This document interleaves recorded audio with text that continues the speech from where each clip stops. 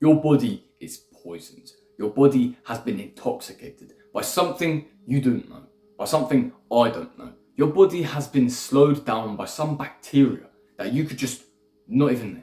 It's just randomly been picked up in the air that you breathe, in the streets that you walk, in the gym equipment that you touch, or maybe even in just school or work in general. Perhaps even in your car or your family. Somehow, someway, this contagion has been spread onto you. And you don't know how to fix it. You've tried pills before, you've tried injections before, and I'm sure they do work to some extent, but I'm going to tell you a secret. Paracetamol doesn't stop the headache, it just numbs the pain. Ibuprofen doesn't stop whatever pain you're feeling in your ankle, it just numbs the pain. It's like a painkiller. And with all due respect to all of the pharmaceuticals and such, most of the medications are just painkillers. They're not actual, real solutions, like I possess for you today. And this video is going to cost you $0 and maybe 5 minutes of your time. So please do stick around, because this will improve your health so far forward in the long run. You will thank me in 10 years. I'm sure you will. But essentially, let's get straight into this. What I want to say is that there's a very secret method that shouldn't be secret.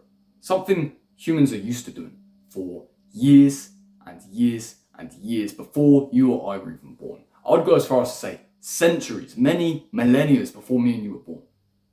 Whereas now, we have a modern day system. Again, with all due respect, I don't mean this in a schizophrenic way, I'm sorry if it does come across such a way. But we have a system where we do something 3 times a day. Once in the morning, once in the day, once in the evening. But in reality, all of this does is feeds the bacteria inside of us more and more and more, making them grow more and more and more, believe it or not, making you unwell. And I'm sorry to those of you with any viral or fungal infections, I don't think this can help you too much. It might still be able to help you, but this video is directly based for those of you who have bacterial infections somehow. Because I guarantee you it will stop it within the next 7 days. Mark my fucking words. This very simple solution that you've got to stop doing and save money with for the next 7 days, perhaps, is fasting. And before you click off and say, oh, this guy's a dickhead, let me show you my proof first. And then you can leave your comments. Then you can leave your point of views. Fine. But the reason I believe this is very simply because bacteria inside of your small and large intestine is going to use some of the nutrients that aren't picked up in your food, which is impossible to have a food that's 100% absorbable.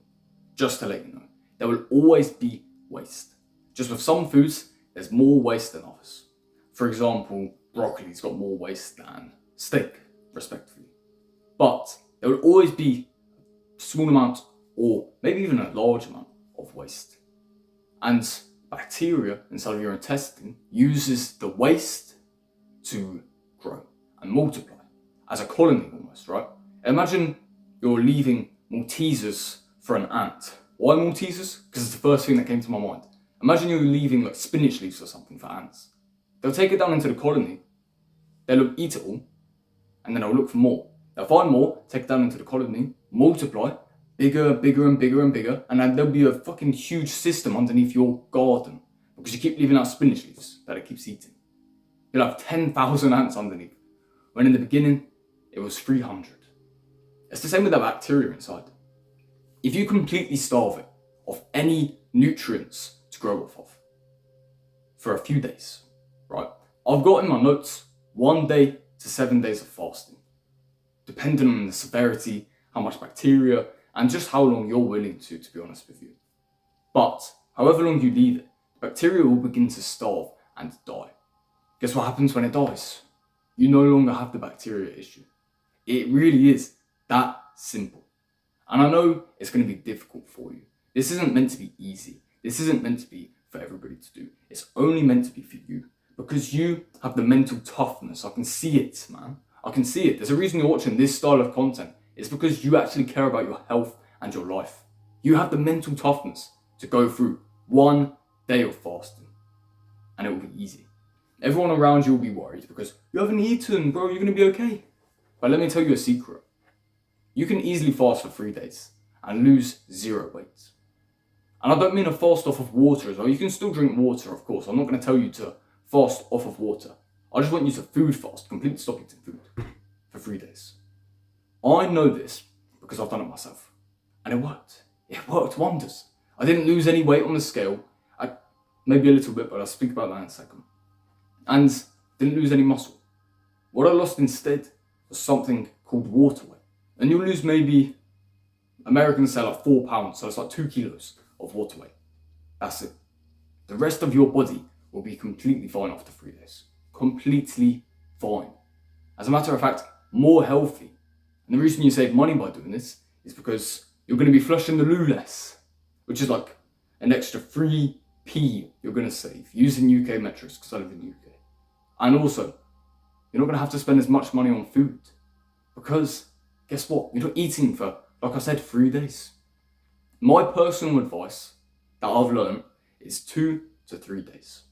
But for you, if you want to experiment with yourself and do maybe just 1 day to start with and see how you feel, and then 5 days in the future, by all means go for it. I'm just telling you my generic, what worked for me essentially, right? And my generic guidelines for you. Because I want you to succeed and I want you to defeat this bacteria because it's horrible. And I don't want you to be feeling unwell for loads and loads of time. And with all due respect, just coping. Just coping, oh, I'll be well 1 day. Yeah, you'll be well in 3 days if you just fast it for 3 days now. And the final piece of advice that I would like to gift to you is you can actually do this even when you're not unwell. You can just fast on occasion.